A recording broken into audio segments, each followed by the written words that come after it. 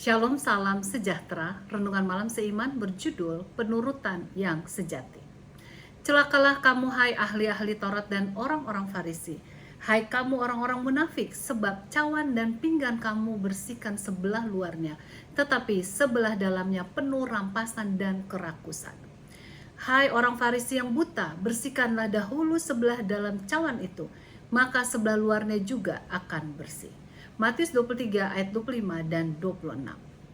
Saat ini kita masuk dalam tesis yang ke-56. Penurutan yang sejati berasal dari dalam hati keluar, bukan dari luar ke dalam. Beberapa tahun lalu penulis mendengar sebuah ilustrasi dari seorang pengkhotbah di Indonesia yang berbicara mengenai keadaan manusia.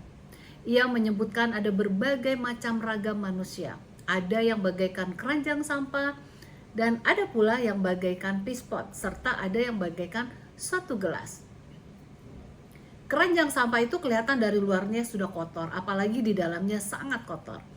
Kalau pispot itu hanya di dalamnya yang kotor, tetapi dari luar kelihatan bersih. Lain dengan suatu gelas, di luar maupun di dalamnya adalah memang bersih adanya. Demikian juga dengan manusia, ada yang dari dalam dan luar memang keadaannya kotor. Ada yang di luar kelihatan bersih tetapi di dalamnya kotor. Namun ada yang di dalam maupun di luar tetap bersih. Manusia yang bagaimanakah kita ini? Tentunya kita ingin menjadi manusia seperti gelas, di mana bersih di luar maupun di dalamnya. Dalam hal ini, Roh Nubuat mengatakan dalam Council on Diet and Food halaman 35. Rencana untuk memulai membersihkan dari luar dan kemudian membersihkan di dalam selalu menemui kegagalan. Rencana Tuhan bagimu adalah memulai membersihkan dari tempat yang paling sukar, yaitu hati Anda. Dan kemudian dari dalam hati keluarlah segala prinsip kebenaran. Reformasi akan kelihatan dari luar sebagaimana telah terjadi dari dalam. Suami istri yang pura-pura berbahagia dari luar untuk kelihatan akur dari luar tidak akan bertahan lama. Sama seperti orang yang telah bangkrut, namun pura-pura seperti seorang miliarder. Akhirnya akan ketahuan juga keadaan aslinya.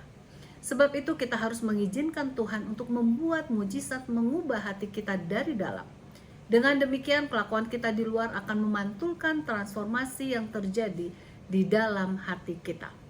Perubahan kelakuan dari dalam hanya dapat terjadi dengan senantiasa memandang akan Yesus, dan Ia akan mengizinkan Roh-Nya untuk mengubah hati kita. Dengan demikian kita akan memuliakan Tuhan mulai dari dalam hati kita yang akan terpancar keluar.